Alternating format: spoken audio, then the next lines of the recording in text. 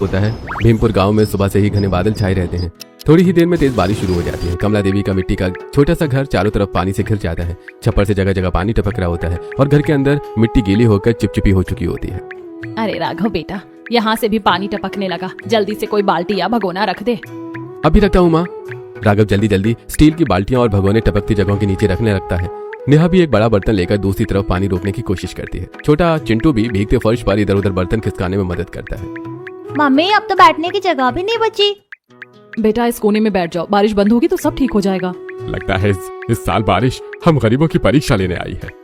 पूरे गांव का यही हाल होगा बेटा। अगली सुबह बारिश थोड़ी हल्की होती है। चिंटू अपना पुराना फटा बैग लेकर सरकारी स्कूल चला जाता है। स्कूल की कक्षा में बच्चे अपने अपने टिफिन खोलकर बैठते हैं। एक लड़का चमचमाते डिब्बे में पाव भाजी लेकर आता है और सबको दिखाने लगता है। देखो मेरी मम्मी ने आज पाव भाजी बनाई है, तुम्हारी मम्मी तो ये सब बनाती भी नहीं होगी। वो लड़का चिंटू के पास आकर टिफिन खोल देता है और मसालों की खुशबू फैल जाती है। देख चिंटू कितनी बढ़िया पाव भाजी है, तेरी मम्मी के पास तो पैसे भी नहीं होंगे ये सब बनाने के। बाकी बच्चे खिलखिलाकर हंसने लगते हैं। तभी एक लड़का चिंटू का बैग पकड़ लेता है। अरे इसका बैग तो फटा हुआ है। वो बैग को उल्टा करके जमीन पर फेंक देता है। किताबें, कॉपियां और टिफिन सब फर्श पर बिखर जाते हैं। टिफिन खुल जाता है और उसमें से रोटी और अचार बाहर निकल आता है। देखो देखो ये तो रोज रोटी और अचार ही लाता है। पूरी कक्षा हंसने लगती है। चिंटू की आंखों से आंसू बहने लगते हैं और वो चुपचाप अपना सामान समेटने लगता है। दोपहर में छुट्टी होते ही फिर तेज बारिश शुरू हो जाती है। चिंटू भागता हुआ रोते रोते घर पहुंचता है और नेहा के गले लग जाता है। क्या हुआ बेटा, इतना रो क्यों रहे हो? मम्मी सबने मेरा मजाक उड़ाया, बोला मैं गरीब हूँ और रोज रोटी अचार लाता हूँ। नेहा उसे गोद में उठाकर उसके सिर पर हाथ फेरती है। कमला देवी और मोहन भी दुखी होकर उसे देखते रहते हैं। बेटा लोग गरीबों का मजाक उड़ाते हैं, लेकिन तू ऐसे दोस्त मत बनाना जो तुझे नीचा दिखाएं। ठीक है मम्मी। पड़ोस में रहने वाली शकुंतला आंटी का घर मरम्मत के कारण बिखरा पड़ा था। एक दिन वो छतरी लेकर नेहा के घर आती है। नेहा बेटा, क्या तू मेरी थोड़ी मदद कर देगी? बारिश में कोई काम वाली आने को तैयार नहीं है। क्यों नहीं आंटी जी, मैं अभी चलती हूँ। नेहा बिना किसी स्वार्थ के उनके घर जाकर बिखरा सामान समेटती है। वो अलमारी साफ करती है, बर्तन जमाती है और फर्श पोंछती है। कई घंटों की मेहनत के बाद घर फिर से व्यवस्थित दिखने लगता है। आंटी जी अब आपका काम पूरा हो गया। बेटा तू ना होती तो मेरा काम नहीं हो पाता। अगली सुबह फिर तेज बारिश होने लगती है। शकुंतला आंटी अपने घर बच्चों के लिए चटपटी पाव भाजी बनाती है। वो एक प्लेट में पाव भाजी ढककर छतरी लेकर नेहा के घर पहुंचती है। नेहा बेटा ये ले पाव भाजी, बच्चों के लिए बनाई थी, सोचा थोड़ी तुम्हारे घर भी दे आऊं। अरे आंटी जी इसकी क्या जरूरत थी, तूने मेरी इतनी मदद की है, इसे मेरा प्यार समझना। नेहा प्लेट खोलती है, गरम भाप उठती है और चिंटू की आंखें चमक उठती हैं। शकुंतला चली जाती है। कई दिनों बाद उसके घर में पाव भाजी की खुशबू फैलती है। मम्मी आज हमारे घर भी पाव भाजी आई है। भगवान ऐसे पड़ोसी हर किसी को दे। आज बारिश पहली बार अच्छी लग रही है।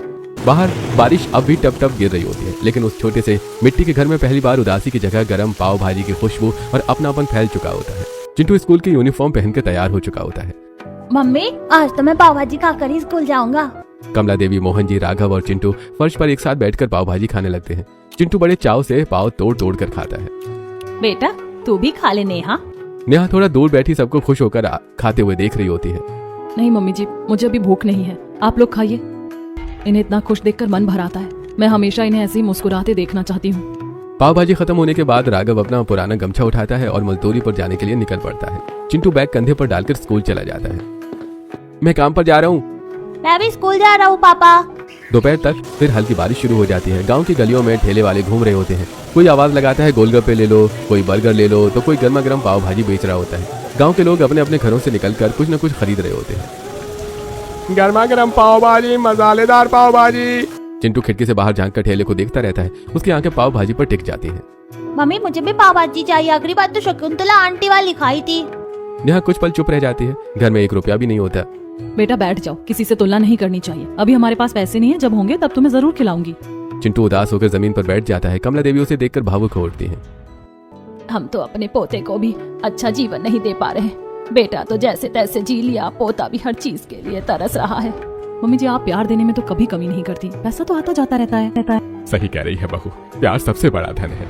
चिंटू चुपचाप माँ के पास बैठ जाता है और बाहर जाते ठेले को देखता रहता है। शाम ढलने लगती है। शकुंतला आंटी अपने घर पर ताला लगा रही होती है। उनके हाथ में एक बड़ा थैला होता है। वो थैला लेकर नेहा के घर पहुंचती है। नेहा बेटा हम कुछ दिनों के लिए बाहर जा रहे हैं। घर में जो सामान खराब होने वाला था वो मैं तुम्हें दे रही हूँ। इसमें पाव भी हैं, वो जल्दी खराब हो जाएंगे, इसलिए पहले उन्हें बना लेना। ठीक है आंटी जी, मैं बना लूंगी। नेहा थैला लेकर अंदर आती है। वो सामान निकालती है। उसमें दूध का पैकेट, पाव का पैकेट, कुछ सब्जियां और एक डिब्बा रखा होता है। अरे इतना सामान दे गई, हाँ मम्मी जी कह रही थी कि खराब हो जाता है। शाम को नेहा सब्जी गर्म करती है। पूरा परिवार उसी सब्जी और रोटी से गुजारा कर लेता है। रात में वो दूध गर्म करके गिलास में डालती है और चिंटू के पास बैठ जाती है। लो बेटा दूध पी लो। मम्मी आज तो बड़े दिनों बाद दूध मिला है। हाँ बेटा, शकुंतला आंटी जो सामान देकर गई थी उसी में से आया है। आंटी बहुत अच्छी हैं। हाँ, अच्छे लोग ही मुश्किल समय में भगवान बनकर आते हैं।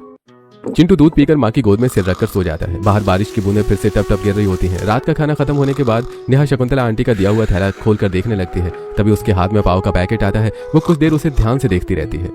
इस पाव का क्या बनाऊं? इसके साथ सब्जी भी तो चाहिए।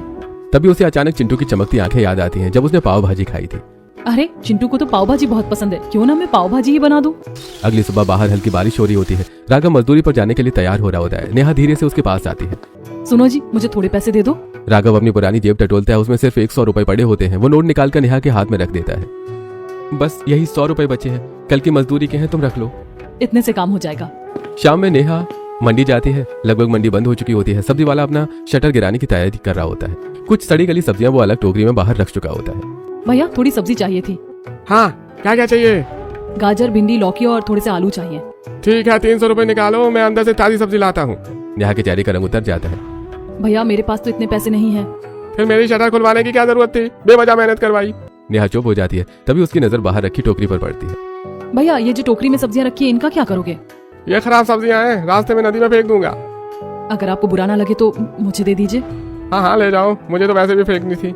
नेहा खुश होकर टोकरी में से ठीक ठाक हिस्से चुन लेती है। उसके 100 रुपए बच जाते हैं। फिर वो पास की परचून की दुकान पर जाती है। वहां से थोड़ी मक्खन की टिक्की और कुछ मसाले खरीदती है। लो ये मसाला और टिक्की। धन्यवाद भैया। सामान लेकर नेहा भीगती हुई घर लौट आती है। घर पहुंचकर नेहा रसोई में काम शुरू करती है। कढ़ाई चढ़ाती है। उसे शकुंतला आंटी की याद आती है। आंटी आप इतनी स्वादिष्ट पाव भाजी कैसे बनाती हो?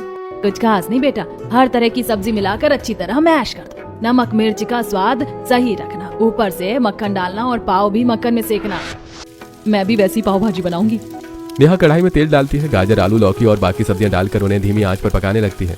वो उन्हें अच्छे से मैश करती है। मसाले डालती है और अंत में थोड़ा मक्खन ऊपर से डाल देती है। खुशबू पूरे घर में फैल जाती है। फिर वो तवे पर पाव रखकर मक्खन में सुनहरा सेकने लगती है। अरे बहू क्या बना रही, कितनी अच्छी खुशबू आ रही है। आज पाव भाजी बनेगी। बाहर मूसलाधार बारिश हो रही होती है। घर के अंदर पूरा परिवार एक साथ बैठ जाता है। नेहा सबके सामने गर्मा गर्म पाव भाजी परोसती है। अरे वाह मम्मी, आपने तो कमाल कर दिया, इतनी अच्छी पाव भाजी। बहू ठेले वाली पाव भाजी भी इतनी स्वादिष्ट नहीं होती। सच कहूँ तो मैंने पहली बार इतनी स्वादिष्ट पाव भाजी खाई है। नेहा आज तो तुमने कमाल कर दिया। सब लोग खुशी खुशी पाव भाजी खाने लगते हैं। चिंटू बार बार पाव मांगता है। कमला देवी की आंखों में खुशी चमक रही होती है। अगर मेरा परिवार ऐसे मुस्कुराता रहे तो यही मेरी सबसे बड़ी कमाई है। अगले दिन सुबह हल्की हल्की बारिश हो रही होती है। खेतों के बीच बनी कच्ची गलियों में कीचड़ भरा होता है। राघव सिर पर पुराना गमछा डाले मजदूरी करके घर लौट रहा था। वो सावधानी से चल रहा होता है। तभी पीछे से एक गाय अचानक बिदक जाती है और तेज रफ्तार से उसकी ओर भागती है। अरे बचाओ! गाय जोर से अपने सींग राघव की कमर और पीठ में मार देती है। राघव दर्द से चीखता हुआ कीचड़ में गिर पड़ता है। गाय वहां से भाग जाती है। राघव जमीन पर पड़ा तड़प रहा होता है। मेरी कमर, अरे बहुत दर्द हो रहा है। पास से गुजर रहे मजदूर दौड़कर उसके पास आते हैं। अरे भाई देखो, बेचारे राघव को चोट लग गई। अरे जल्दी करो, इसे अस्पताल ले जाना पड़ेगा। सब लोग मिलकर उसे उठाते हैं और गांव के अस्पताल की ओर ले जाते हैं। अस्पताल में डॉक्टर राघव की जांच कर रहे होते हैं। नेहा, कमला देवी और मोहन जी भी वहां पहुंचते हैं। उनके चेहरों पर डर साफ दिखाई दे रहा होता है। देखिए रीढ़ की हड्डी में गहरी चोट है, तुरंत इलाज शुरू करना होगा। डॉक्टर साहब जल्दी इलाज कीजिए। पहले पैसे जमा कराइए, फिर दवा और इलाज शुरू होगा। परिवार एक दूसरे का चेहरा देखने लगता है। किसी के पास एक भी रुपया नहीं होता। नेहा की आंखों में आंसू भर आते हैं। तभी उसका हाथ अपने गले तक पहुंचता है और मंगलसूत्र उंगलियों में आ जाता है। मेरे पास यही एक चीज बची, इसी से मैं अपने पति की जान बचाऊंगी। नेहा जल्दी जल्दी बाजार के सुनार की दुकान पर पहुंचती है। हाँ जी बताइए, क्या काम है?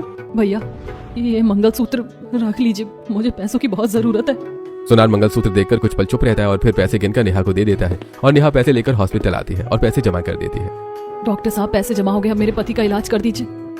डॉक्टर इलाज शुरू कर देते हैं। कमला देवी नेहा के खाली गले को देखती रह जाती है। बेटा ये मंगलसूत्र तेरे सुहाग की निशानी था। मम्मी जी इसकी कीमत तभी थी जब मैं अपने सुहाग को बचा पाती। मेरे लिए राघव की जान सबसे बड़ी है। कमला देवी की आंखें भर आती हैं और वो नेहा को गले लगा लेती है। कुछ दिनों बाद राघव का इलाज पूरा हो जाता है। उसकी कमर पर मोटी बेल्ट बंधी होती है। डॉक्टर उसे सख्त बेड रेस्ट करने को कहते हैं। कम से कम कई हफ्ते तक भारी काम बिल्कुल नहीं करना है। जी डॉक्टर साहब। दिन गुजरने लगते हैं। घर में कमाई बंद हो चुकी होती है। दवाइयों का खर्च बढ़ता जा रहा होता है। नेहा देर रात तक जाकर चिंतित बैठी रहती है। क्या हुआ नेहा, तुम इतनी परेशान क्यों हो?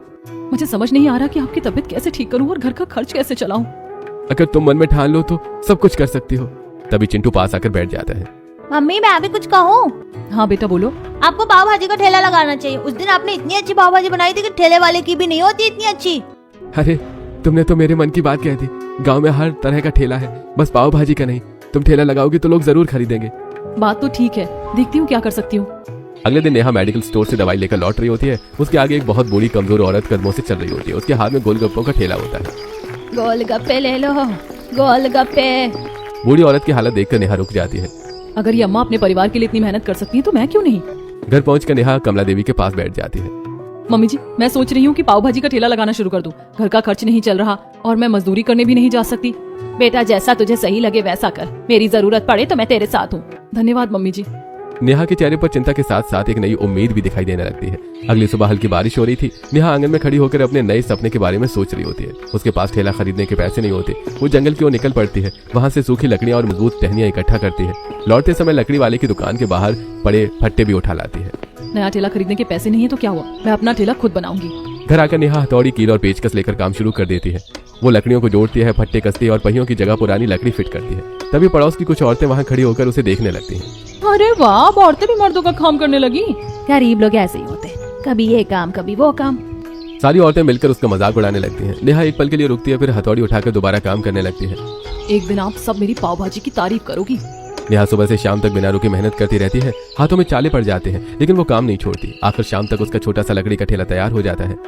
बहू तूने सच में ठेला बना लिया? हमारी बहू किसी से कम नहीं है। रात को नेहा चुपचाप बैठी हिसाब लगा रही थी। ठेला तो बन गया, लेकिन सामान खरीदने के पैसे नहीं है।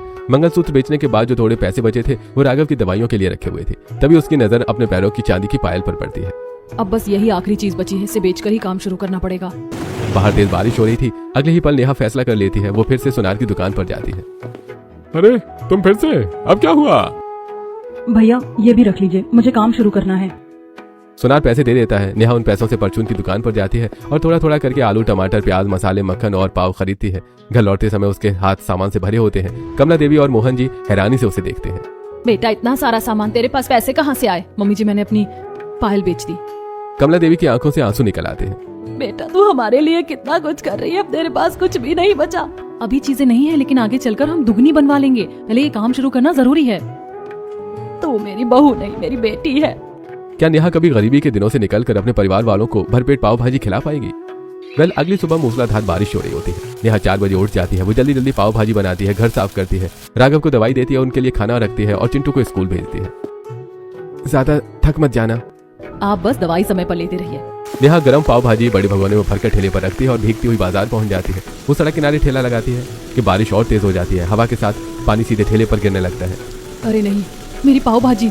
कुछ ही देर में पाव भीग जाते हैं और भाजी में पानी भर जाता है। नेहा मायूस होकर ठेला वापस घर लेकर आ जाती है। आज तो सारी पाव भाजी खराब हो गई, 1 रुपया भी नहीं मिला। बारिश बहुत तेज थी बेटा। अगले दिन गांव में कबाड़ी वाला आवाज लगाते हुए घूम रहा होता है। कबाड़ा दे दो, पुराना सामान दे दो। उसकी गाड़ी में एक बड़ी फटी हुई छतरी रखी होती है। नेहा की नजर उस पर पड़ती है। भैया ये छतरी मुझे दे दो, अगर आपके काम की नहीं है तो। ले जाओ भाई, पर 20 रुपए देने पड़ेंगे। ठीक है। घर आकर नेहा पुरानी सिलाई मशीन निकालती है। वो पुराने कपड़ों के टुकड़े काटकर छतरी के फटे हिस्सों पर सिल देती है। कुछ देर बाद छतरी लगभग ठीक हो जाती है। वो उसे ठेले के ऊपर बांध देती है। अब बारिश में खाना नहीं भीगेगा। वो फिर बाजार में ठेला लगाती है। बारिश अभी हो रही होती है। लोग आते हैं, ठेले को देखते हैं और बिना खरीदे आगे बढ़ जाते हैं। नेहा बार बार भाजी गर्म करती है, लेकिन थोड़ी देर बाद वो फिर ठंडी हो जाती है। कोई तो खरीद ले। शाम तक एक भी ग्राहक नहीं आता। अगले दिन तक बची हुई भाजी खराब हो जाती है। हार मानने की बजाय नेहा नया जुगाड़ करती है। वो ठेले के सामने पारदर्शी प्लास्टिक लगा देती है ताकि बारिश का पानी अंदर न आए। कल मेरी सारी पाव भाजी खराब हो गई थी, आज मैं दोबारा बनाऊंगी। बेटा इतने दिन हो गए, मुझे नहीं लगता कोई खरीदेगा। ऊपर से लोग मजाक भी उड़ाते हैं। मम्मी जी, मैं किसी के ताने से अपना काम नहीं छोड़ूंगी। ये ठेला जरूर चलेगा। रात को घर लौटकर वो छत से टपकते पानी के नीचे बाल्टी रखती है। राघव की कमर पर दवा लगाती है। सास ससुर का खाना बनाती है और अगले दिन के लिए सब्जियां तैयार करती है। थकान से उसके हाथ कांप रहे होते हैं, लेकिन आंखों में उम्मीद बाकी होती है। तुम सच में बहुत मजबूत हो नेहा। जब तक परिवार साथ है मैं हार नहीं मानूंगी। बाहर बारिश लगातार बरस रही होती है, लेकिन नेहा के मन में कुछ कर दिखाने की जिद पहले से कहीं ज्यादा मजबूत हो चुकी होती है। लगातार बारिश के बीच नेहा रोज अपना ठेला बाजार में लगाती रहती है। कई बार ग्राहक नहीं आते, फिर भी वो सुबह से शाम तक वहीं खड़ी रहती है। उसी बीच पड़ोस की वही बेकार औरतें रोज उसके ठेले के सामने आकर ताने मारती रहती है। अरे देखो देखो, हमारे गाँव की बड़ी व्यापारी आ गई। इतना भीग कर खड़ी रहने से कोई अमीर नहीं बन जाता। पाव भाजी बेच को महल बनाओगी क्या? नेहा उनकी ओर देखती तक नहीं है। वो चुपचाप अपना काम करती रहती है। मैं अपना काम करूंगी, लोगों की बातें नहीं सुनूंगी।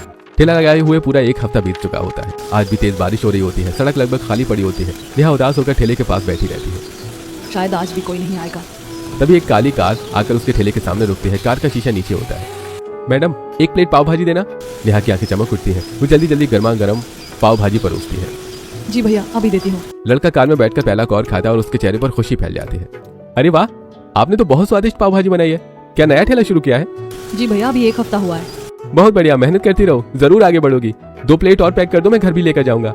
नेहा खुशी खुशी 2 प्लेट और पैक कर देती है। लड़का 150 रुपए देता है। मेरी पहली कमाई और उसे मेरी पाव भाजी इतनी पसंद आई, अब मेरा काम जरूर चलेगा। अगले दिन वही औरतें छतरी लेकर वहां से गुजरती हैं और फिर ताना मारने लगती हैं। ठेला शुरू कर लिया तो क्या हुआ, गरीब तो गरीब ही रहेगा। इंसान अपनी सोच से गरीब होता है। मेहनत करने वाला एक दिन जरूर आगे बढ़ता है। पैसा होना ही अमीरी नहीं होती, अच्छी सोच होना भी जरूरी है। अब कल की लड़की हमें समझाएगी। इसकी जुबान बहुत चलने लगी है। वे सब बड़बड़ाती हुई वहां से चली जाती है। अब रोज 1-2 ग्राहक आने लगे होते हैं। लोग बारिश में गर्म पाव भाजी खाते हैं और उसकी तारीफ करते हैं। बेटा, बहुत स्वादिष्ट पाव भाजी है। बारिश के मौसम में तो मजा ही आ गया। धीरे धीरे गांव में उनका नाम नेहा पाव भाजी वाली के रूप में फैलने लगता है। लोग दूर से भी उसके ठेले पर आने लगते हैं। ये देखकर वही औरतें जलने लगती हैं। हमारे गांव की किसी औरत ने बाहर निकलकर काम नहीं किया और ये नाम कमा रही है। इसे ज्यादा उड़ने नहीं देंगे। अगले दिन नेहा हमेशा की तरह ठेला लगाए खड़ी होती है। बारिश तेज हो रही होती है। अचानक एक बड़ा पत्थर उसके पास से सनसनाता हुआ निकलता है और उसके चेहरे पर लगते लगते बच जाता है। अरे, वो झुककर पत्थर उठाती है और चारों तरफ देखने लगती है। कौन है? किसने फेंका ये पत्थर? पीछे झाड़ियों की आड़ में वही औरतें छिपी होती है। वो जल्दी से उसके पाव के पैकेट उठाकर भाग जाती है। नेहा को कुछ दिखाई नहीं देता। कुछ देर बाद वापस ठेले के पास आती है और घबरा जाती है। अरे, मेरे पाव कहाँ गए? उसके पास सिर्फ भाजी रह जाती है।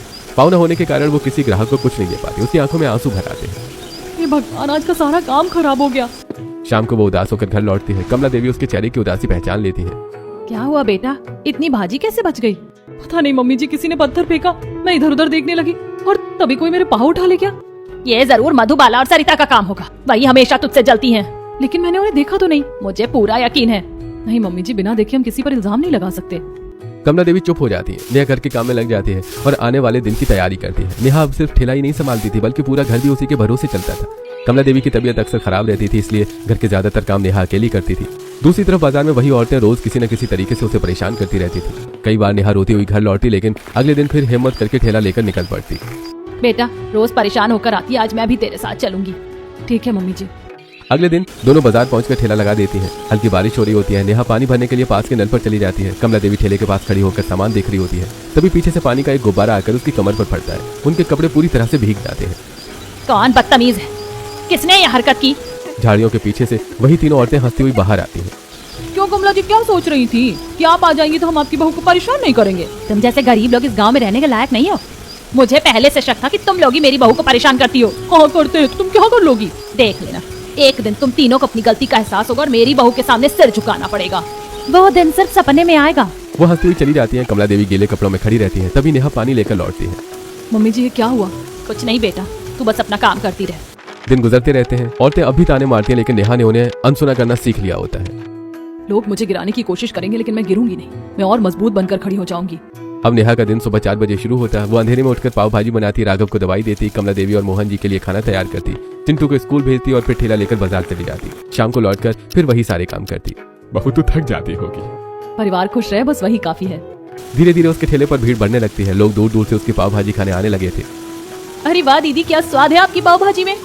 अरे हम तो आपकी पाव भाजी के फैन हो गए हैं, हर हफ्ते यहीं आते हैं। भीड़ बढ़ने पर नेहा ठेले के पास एक लकड़ी की बेंच रख देती है। कुछ ही दिनों में वो भर जाती है। फिर दूसरी बेंच आती है, फिर तीसरी। अब लोग बारिश में छतरी के नीचे बैठकर आराम से पाव भाजी खाने लगे थे। देखो, तेरी मेहनत रंग ला रही है। अब उसकी कमाई भी बढ़ने लगती है। एक दिन, दीदी अब तो आपको दुकान खोल लेनी चाहिए, यहाँ तो बैठने की जगह भी कम पड़ जाती है। हाँ भैया, काम बढ़ेगा तो दुकान भी जरूर खोलूंगी। दूसरी तरफ राघव की तबीयत भी धीरे धीरे सुधरने लगती है। वो अब थोड़ा चलने लगता है। वो घर में बैठकर देखता है कि नेहा दिन रात कितनी मेहनत कर रही है। मेरी नेहा ने घर को संभाल लिया। एक शाम नेहा घर लौटी तो उसके हाथ पर जलने का बड़ा निशान होता है। फिर भी वो रसोई में काम करने लगती है। राघव ने उसे आवाज दी, नेहा इधर बैठो। नेहा उसके पास बैठ जाती है। तुमने इतना सब किया और मैं तुम्हारा साथ भी नहीं दे पाया। वो रो पड़ता है। नेहा उसका हाथ पकड़ लेती है। आपने ही तो मेरा साथ दिया। ये सपना आपने ही मुझे दिखाया था। अगर आप मुझे हिम्मत नहीं देते तो मैं कुछ भी नहीं कर पाती। बीमारी का मतलब ये नहीं है कि आपने मेरा साथ छोड़ दिया और मैं भी आपका साथ कभी नहीं छोड़ूंगी। राघव उसे देखता रहता है। एक बात बताऊं, अब मैं दुकान खोलने की सोच रही हूँ। कमाई और बढ़ेगी तो आपको अच्छे डॉक्टर को दिखाएंगे और आपका इलाज भी बेहतर करवाएंगे। तुम बहुत अच्छी हो नेहा, तुम्हारी जैसी पत्नी हर किसी को मिले। और जब मैं पूरी तरह से ठीक हो जाऊंगा तो तुम्हारे साथ कंधे से कंधा मिलाकर काम करूंगा। नेहा मुस्कुराती है और उसके कंधे पर सिर रख लेती है। नेहा ने अपने ठेले से जो भी पैसे धीरे धीरे जोड़ रखे होते हैं वो उन्हें बहुत संभाल कर रखती है। कई महीनों की मेहनत के बाद वो गांव की मेन सड़क के पास एक छोटी सी दुकान खरीद लेती है। दुकान के बाहर बड़ा सा बोर्ड लग जाता है, नेहा पाव भाजी वाली। पहले दिन से ही वहाँ लोगों की भीड़ लगने लगती है। बारिश हो या धूप, दुकान पर रोज लंबी लाइन लगती है। नेहा अकेले ही बड़े तवे पर लगातार पाव सेकती है और कढ़ाई में भाजी चलाती रहती है। अरे भाई जल्दी देना, तुम्हारी पाव भाजी खाए बिना अब शाम पूरी नहीं होती। इसकी खुशबू तो दूर से ही पहचान में आ जाती है। दुकान अच्छी चलने लगती है। नेहा सबसे पहले राघव के इलाज पर ध्यान देती है। वो उसे शहर के अच्छे अस्पताल ले जाती है। वहाँ डॉक्टर्स ने उसकी फिजियोथेरेपी शुरू कर देते हैं। रोज व्यायाम, दवाइयाँ और इलाज चलता है। कई महीनों की मेहनत के बाद राघव धीरे धीरे ठीक होने लगता है। एक दिन वो बिना सहारे चलकर नेहा के पास आता है। देखो नेहा, मैं अपने पैरों पर चल रहा हूँ। भगवान का लाख लाख शुक्र है। अब नेहा और राघव दोनों मिलकर दुकान संभालने लगते हैं। राघव ऑर्डर लेता है और नेहा पाव भाजी बनाती है। कमला देवी और मोहन जी भी खुश रहने लगते हैं। घर में अब रोज अच्छा खाना बनता है। बहू, आज तो घर में रोज त्योहार जैसा खाना बनता है।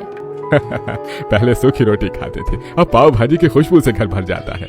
एक दिन दुकान पर हमेशा की तरह बहुत लंबी भीड़ लगी होती है। उसी समय वही तीनों औरतें वहाँ से गुजर रही होती हैं। अरे ये किसकी दुकान है, तेरी भीड़ लगी है? चलो हम भी देखते कौन है। हाँ जरूर कोई मशहूर होगा। वो धीरे धीरे लाइन में आगे बढ़ती हैं। आसपास खड़े लोग उत्साह से बातें कर रहे होते हैं।